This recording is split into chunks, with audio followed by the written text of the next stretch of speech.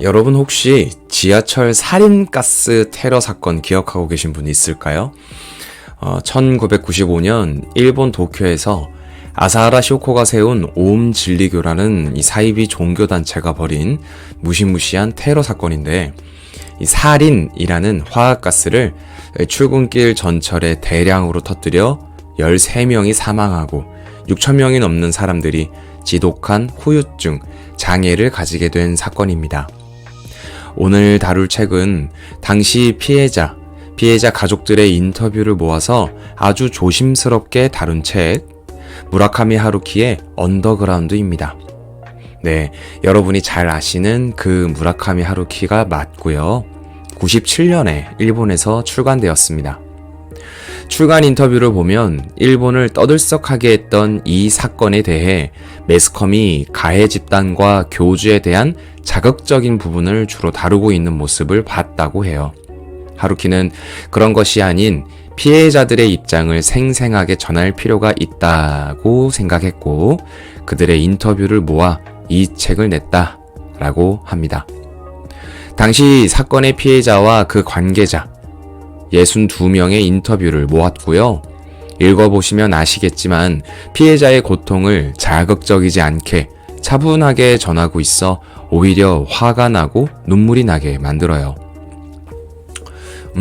그럼 이 책을 이해하기 위해서 지하철 살인가스 테러 사건은 무엇인지, 무자비한 짓을 벌인 아사하라 쇼코는 누구이며 오움진리교는 어떤 곳이었는지 먼저 말씀드려 볼게요.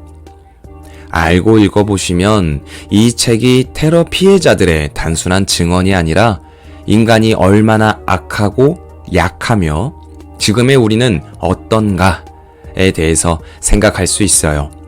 특히 어느 용감한 방송 제작자로 인해 다시 떠올라서 우리에게 충격을 주고 있는 한국의 사이비 종교에 대한 생각도 겸해서 말이죠. 더불어 사이비 종교와 그 구성원에 대한 저의 개인적인 생각도 담아서 지금부터 말씀드려 볼게요. 참고로 오늘 방송은 책에 대한 이야기나 소개보다는 이 사건과 관련되어 제가 조사하고 공부한 내용을 정리하여 다룰 것이라는 점을 먼저 알려드립니다. 오움진리교의 교주 아사하라 쇼코, 본명은 마츠모토 치조라는 자고요. 오늘은 그를 아사하라 쇼코라고 지칭하겠습니다. 1955년 태어난 그는 1984년 도쿄에 작은 요가원을 엽니다. 요즘 생각하는 그런 요가 교실 같은 것은 아니었어요. 당시 그가 운영한 요가원은 수련을 통해 초자연적인 능력을 키우는 그런 요상한 곳이었어요. 그는 자신을 홍보하기 위해 한 장의 사진을 공개하는데, 지금 우리가 보면 매우 조잡하기 짝이 없는 공중부양 사진입니다. 진짜 누가 봐도 고속으로 촬영한 카메라 트릭에 불과해요. 그러나 이 사진은 그가 진짜 초능력을 가진 자라는 증거가 되었고, 그는 서서히 자신을 신격화하기 시작합니다. 그의 요가원은 1987년 오움진리교라는 종교단체가 되죠. 이로부터 2년 후인 1989년에는 공식적인 종교법인으로 인정받게 돼요. 여기서 잠깐, 제가 빠르게 이야기했지만 뭔가 이상하죠? 초능력은 뭐고 몇 년 만에 종교단체가 되고 그것도 공식적인 종교법인이 되었다는 것은 무슨 말인가? 일본 역시 종교의 자유가 있는 나라이며 종교단체로 인정받기 위한 과정이 그렇게 어렵지는 않습니다. 그리고 우리 관념 속에 있는 종교는 큰 종교 너댓 개밖에 없지만 사실 종교의 자유라는 것이 그렇게 폐쇄적이지는 않거든요. 다만 종교단체가 되어 몹쓸 짓이나 나쁜 교리를 설파하는 것이 문제인 것이고요. 우리는 그런 단체를 사이비 종교라고 하죠. 일본은 더욱이 우리보다 다양한 형태의 종교단체가 많습니다. 그래서 종교법인을 세우는 것 자체는 어려움이 없었죠. 게다가 1990년대를 전후했을 때 일본은 오컬트 붐이 일어나고 있었습니다. 각종 초자연적인 현상에 대한 이야기가 흥미롭게 오고 갔고, 우리나라 역시 그쯤에서 그 오컬트와 관련된 책, 이야기가 흥미롭게 다뤄진 것으로 저도 기억합니다. 그리고 기억나시는 분들이 많으실 것으로 알지만 그 세기말 예언 같은 거 있잖아요. 지금 생각해보면 우습지만 서기 2000년에 세상이 종말할 거라는 예언도 있어서 많이 회자되었어요. 말이 안 되는 것 같죠?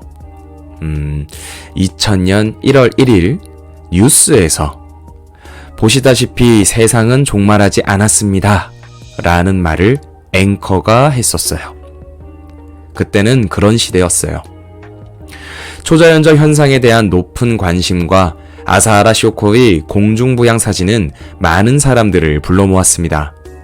여기서 아사하라 쇼코는 무기를 하나 더 사용하는데 세계적으로 명망있다 알려진 달라이 라마를 만나 함께 사진을 찍은 겁니다.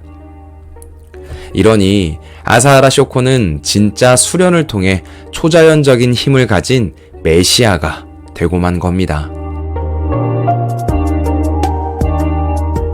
저들끼리 수련을 해서 공중을 떠오르든 뭐든 다른 사람 혹은 종교에 귀속된 신자라도 어떤 그들의 삶에 피해만 없다면 무슨 문제겠느냐마는 이 옴질리교의 무서운 면이 드러나는 것이 바로 그들의 출가 서약입니다.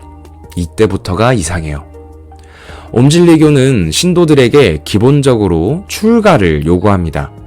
이 집에서 나와 종교시설로 들어와 살게끔 하는데 이때 하는 서약을 보면 등골이 오싹합니다. 그들은 가족, 친척들과 인연을 끊고 모든 유산과 재산을 교단에 기증하도록 했습니다.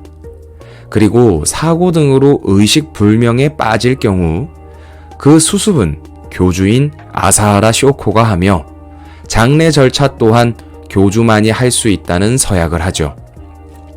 이 서약을 교단에 들어오려는 사람이 자필로 작성하고 서명을 하면 오음진리교의 일원이 되는 겁니다. 재산을 빼앗아 가려는 파렴치한 짓이야 그렇다 치더라도 사고가 있을 경우나 사망했을 때 이 수습 과정을 모두 교주가 한다는 것은 상식적으로 이해가 가지 않잖아요. 이거 조금만 생각해보면 되게 무서운 거거든요. 아사하라 쇼코는 종말이 오지 않는 세계를 목표로 한다며 이를 방해하는 자들은 악업을 쌓고 있다는 등의 교리를 활용했습니다. 그러면서 교주와 교감을 하고 악업을 벗어내기 위한 기이한 수련법을 시키거나 뇌파를 교주와 맞춰준다는 조잡한 기계, 본인의 피나 목욕한 물을 돈으로 판매하기까지 했죠. 물속에서 죽기 직전까지 숨을 참게 하거나 땅에 며칠 동안 묻혀있는 위험한 수련법도 시키고요. 이런 와중에도 교세는 확장했고 특히 오컬트 등에 심취했던 젊은 신도는 계속 늘어납니다. 신도의 평균 연령이 30살이라는 자료도 있어요. 중요한 것은 이런 기행으로 신도를 모으다 보니 결국 외부로부터의 의심이 나타나기 시작했다는 겁니다.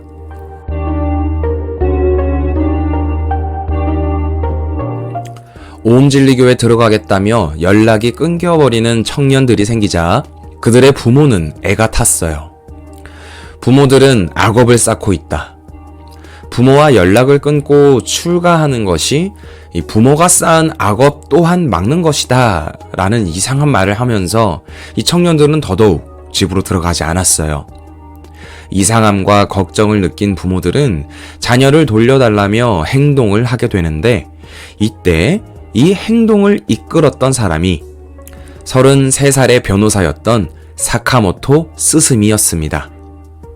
1989년 6월 사카모토 스스미 변호사는 옴진리교 피해자 대책 변호인단을 구성해요. 이들이 하는 행동은 옴진리교를 흔들었어요. 변호인단은 아주 당연한 성명을 발표하는데 요약하자면 아사하라 쇼코가 직접 사람들 앞에서 공중부양을 해봐라 같은 아주 그럴싸하고 상식적인 내용이 포함되어 있었어요. 얼마 뒤 아사하라 쇼코는 이 변호사를 살해하라고 지시합니다. 같은 해 11월 옴진리교 간부 6명은 이 변호사와 아내, 1살 먹은 아들까지 살해합니다. 그리고 그 시신을 각기 멀리 떨어진 곳에 매장합니다. 이들의 시신은 지하철 살인가스 테러를 저질렀던 1995년, 그러니까 6년 가까이 지나고 나서야 발견됩니다. 그때까지는 그저 실종으로만 여겨졌었죠. 이 살인 사건이 교단 밖에 있는 사람을 살해한 첫 번째 사건입니다.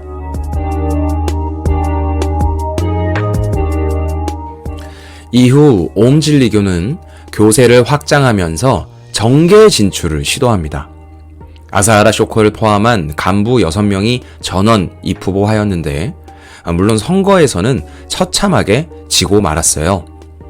아사하라 쇼코는 이 선거에 문제가 있으며 이것은 선거에 진 것이 아니라 국가에게 진 것이다 라는 말을 해요. 이쯤부터 이들은 세상을 직접 구원하겠다며 무장투쟁의 성격을 띠기 시작했습니다. 세상이 직접 알게 된 것은 지하철 사건이지만 이전에도 수많은 테러를 기획하거나 시도하거나 성공합니다. 탄저균을 배양하려다 악취 때문에 실패하기도 하고 살인가스를 만든 뒤에는 사람들에게 시험 발표를 하기도 하죠. 필요에 따라 실제로 이 가스로 사람을 죽이기도 하고요. 김정난 살인사건에 사용되었던 VX 기억하시죠? 옴진리교는 이 VX도 운용하면서 살해를 시도하기도 하고 성공하기도 했어요. 핵무기를 만들기 위해 호주에서 우라늄을 들여오려다가 실패하기도 했고 이 자동소총을 만들기도 했죠. 그야말로 스스로 세뇌의 세뇌를 거듭하다가 미쳐버린 겁니다. 이쯤 되면 이상하죠. 탄저균이니 살인가스니 VX니 심지어 핵이나 소총까지 어떻게 그들이 이런 것들을 시도할 수 있었을까요? 옴진리교 신자 중에는 학식이 매우 높거나 기술을 가진 사람들, 의학 지식을 가지고 있는 사람도 많았어요. 사회 속에서 그 능력을 발휘했다면 세상을 빛낼 사람들이 이곳에 모여 테러 방법을 연구했던 겁니다. 심지어 도쿄 지하철 테러를 실행했던 5명은 일본 유수의 대학에서 의학, 물리학, 공학 등을 전공한 엘리트였습니다. 이들은 결국 도쿄 지하철에 살인가스를 살포하게 됩니다. 목적은 그 노선으로 출근하는 고위 공무원들의 암살, 특히 사람들이 가장 많이 이용하는 전철 노선에 살포했다는 점, 그 물질이 대량 살상이 가능한 화학무기라는 점은 너무 공포스럽죠. 이들이 만든 살인가스가 만약 완벽하게 만들어졌다면, 그래서 무색무취의 가스였다면 피해는 훨씬 컸겠지만 다행히 악취로 인해 발견이 일찍 되어 그나마 이 정도에서 피해를 멈추었어요. 이 사건이 공포스러운 것이 바로 이 지점입니다. 보다 견고하고 탄탄한 계획으로 실행되었다면 정말로 이루어 말할 수 없을 정도로 끔찍했을 겁니다. 자, 그들에 대한 이야기는 여기까지 하고요. 책 이야기를 좀 해볼까요? 오늘의 책 언더그라운드는 한마디로 피해자에게 온전히 집중하여 신중하고 예의 바르게 그들의 증언을 기록했다 라고 할 수 있습니다. 이 사건이 터진 후 일본 사회는 그야말로 옴진리교를 탈탈 털었습니다. 법과 제도를 손질했고요. 언론은 연신 그들의 악행과 기이함을 고발했어요.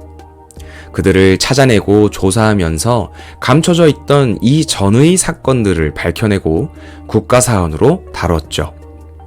언론은 그들의 악행을 낱낱이 보도했습니다. 임원 중에 학력이 높은 엘리트들이 있었다는 것에 충격을 받으면서도 이와 관련된 것들을 선정적으로 다루어 사람들의 이목이 더욱 집중되기도 했죠. 하지만 사회는 피해자에겐 집중하지 않았습니다. 여느 사회에서 여느 사건이 그렇듯 사람들은 악한 놈을 벌하는 것에 보다 더 관심이 쏠려 있었어요. 엘리트 임원들의 신상은 계속해서 보도가 됐지만 피해를 입은 사람들은 피해자 숫자로 치환되었습니다. 오늘 제가 다룬 것처럼 옴진리교의 교주가 몇 살에 태어나 어떤 삶을 살다가 이런 미친 짓까지 하게 되었나는 달달 외일 정도가 되었는데, 그로 인하여 사망한 혹은 장애를 입은 그들의 삶엔 좀 인색하진 않았나 하는 반성이 바로 이 책의 저술 계기입니다. 하루키는 피해자와의 인터뷰를 되려 덤덤한 문장과 미지근한 온도를 유지하며 전달합니다. 이 사건과 관련해 떠들썩하게 대서특필하고 흥미롭게 다루는 것과 대조적으로 덤덤하지만 확실하게 그들의 이야기를 전하고자 하죠. 그래서 읽다 보면 한 사람 한 사람의 이야기가 실제 삶으로 그려지면서 이 살인 가스 테러의 끔찍함을 더 뚜렷하게 만날 수 있습니다. 취재 과정에 대한 이야기도 나오는데요. 이 하루키가 너무도 유명한 작가다 보니 그 사실이 인터뷰에 영향을 줄 수도 있다라고 판단하고 하루키는 뒤에 숨고 취재원을 동원해서 자료를 모았어요. 그 과정을 대서특필하거나 대형 홍보 수단을 활용하지도 않았죠. 한 명 한 명 탐문하고 양해를 구하는 과정을 거칩니다. 저는 이 책의 중요한 무게추가 텍스트뿐만 아니라 책이 만들어지는 과정에도 있다고 생각해요. 우리가 가해자와 피해자를 다루는 방식에 질문을 던지고 하루키가 생각하는 피해자를 대하는 옳은 방법과 그 결과가 바로 이 언더그라운드인 셈이죠. 가해자는 시쳇말로 조져버리고 피해자를 보면서 안타까워한다 라는 공식을 벗어나서 피해자의 삶을 하나씩 더듬고 이 사건으로 파괴된 것을 흥분하지 않은 태도로 명확하게 직시한다.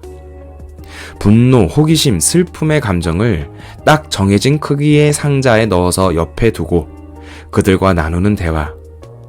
오히려 큰 짐으로 가슴에 턱 올라오게 될 겁니다. 더불어 이런 사이비 집단을 보면서 지극히 개인적으로 아픈 생각도 하나 들었습니다. 제가 굳이 옴진리교에 대한 이야기를 먼저 한 것도 이 이야기를 하기 위해서인데요.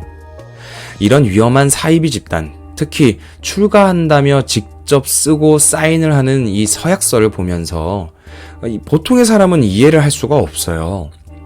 전 재산을 기탁하라고 하고 내가 의식불명에 빠지거나 죽으면 이후 모든 처리를 교주에게 맡긴다니요. 교리 역시 상식적이지 않아요. 그놈의 업보 타령과 말도 안 되는 초능력, 마치 단체로 실성한 것 같이 보이지만 여기서 신도의 입장이 되어보자고요. 당시 사회는 오컬트나 종말론이 팽배했다고 말씀드렸습니다. 물론 그 자체는 문제가 될 정도는 아니었어요. 가십, 흥미거리 정도였고 다들 하나의 시대 트렌드라고 여기며 즐겼다라고 보면 될 것 같아요. 하지만 말도 안 되는 사진, TV에 출연한 아사하라 쇼커를 보고 수많은 젊은이들이, 심지어 엘리트 청년들이 옴진리교 활동을 합니다.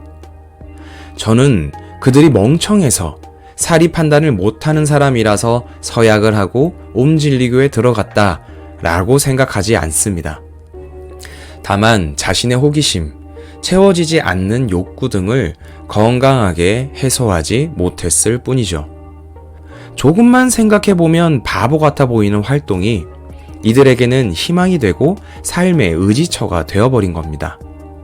그것은 멍청하기 때문이 아니라 다른 방법으로 자신을 지탱할 것이 부족하기 때문일 거예요. 만약 사회 전반이 보다 더 과학적 담론을 이어나갔다면 의지할 곳이 필요할 때 누가 되었든 곁에 있는 느낌을 주었다면 남을 해치는 것은 이유를 불문하고 해서는 안 된다라는 보편적 도덕성이 확보되어 있었다면, 그래서 당시 일본 사회 전체가 보다 명석한 가치 추구를 하는 분위기였다면, 아사하라 쇼코의 말도 안 되는 짓에 쉽게 사인하지는 못했을 거예요.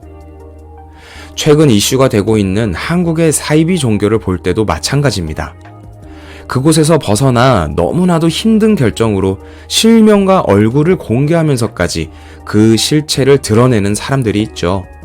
대단한 용기고 고맙다는 생각을 하게 되지만, 일부 사람들은 애초에 저런 사기꾼에게 세뇌당한 게 바보 같은 것이다. 제정신이면 애초부터 저런 데 갔겠냐. 지금도 세뇌에서 벗어나지 못하는 신자들까지 싹 없애야 한다는 등의 이야기를 해요. 우리는 위태로운 사람, 약한 사람, 도움이 필요한 사람을 지탱해주지 못했습니다. 사람은 약합니다. 그렇기 때문에 강해지려고 힘을 기르고 철학과 학문으로 내력을 쌓아왔어요. 그렇다고 해서 모두가 견고한 자기 방어를 할 수는 없는 거예요. 사악한 사이비의 마수가 이들을 장악하기 전에 그런 것에 귀의할 필요가 없도록 크게는 사회가, 작게는 각 사람의 주변에서 끊임없는 지지와 수용을 해주었다면 어땠을까 하는 아쉬움이 너무 큽니다. 지금도 자기가 몸담은 사이비 종교가 진리여야만 하는, 그래야만 자기가 사람답게 살 수 있다고 생각하는 이 약한 사람들을 위해서 우리는 준비를 해야 합니다. 얼른 나와 이 사람들아, 거기 사이비야, 이런 메시지만 계속 외치는 거 말고요. 당신들이 그곳에서 나오기만 하면 진짜 당신을 지지하는 사람과 제도와 문화가 준비되어 있다는 확신을 주는 사회를 만들어야죠. 괜한 찌꺼기를 사방에 흐트러 놔서 이 바퀴벌레 같은 것이 다가오지 못하도록 서로가 서로의 곁을 치워주고 깨끗한 방석을 마련하고 선물하자고요. 한국 어딘가에 지금도 세뇌되어 가는 사람들이 100% 있을 겁니다. 그들이 옴진리교의 사례처럼 범죄자가 되어 돌이킬 수 없게 되거나 개인의 모든 것이 파괴되어 버리기 전에 그들에게 확신을 줄 수 있는 사회가 되길 바랍니다. 아사하라 쇼코와 옴진리교, 지하철 살인 테러 사건, 그리고 그 피해자를 다룬 언더그라운드와 이 책의 무게감. 더해서 저의 짧은 생각까지 오늘은 뭔가 좀 많이 다뤘네요. 가해자가 있는 사건에서 피해자를 대할 때 우리는 어떤 모양으로 앉아 있어야 하는가를 생각하게 해주는 책입니다. 출간된 지 오래되었지만 아직 판매 중이니 읽어보시길 추천드립니다. 참고로 저는 이 책을 몇 년 동안 개인 서재에 꽂아두고 제 안에서 타인에 대한 조소나 폭력성이 이렇게 느껴진다. 그럴 때 이 책을 읽습니다. 여러분도 하루키가 우리에게 제시하는 피해자에 대한 태도를, 이 책 속의 사람들이 겪는 고통을, 광기에서 오는 공포를 느껴보시길 바랍니다. 마지막으로 옴진리교로 인한 피해자와 더불어 모든 사이비 집단으로부터 고통을 받았거나 고통을 받고 계신 분들에게 위로를 전합니다. 무라카미 하루키의 언더그라운드를 읽어보았습니다. 청취자 의견과 도서 추천은 underlinebook@gmail.com입니다. 저는 언더라인입니다. 들어주셔서 고맙습니다.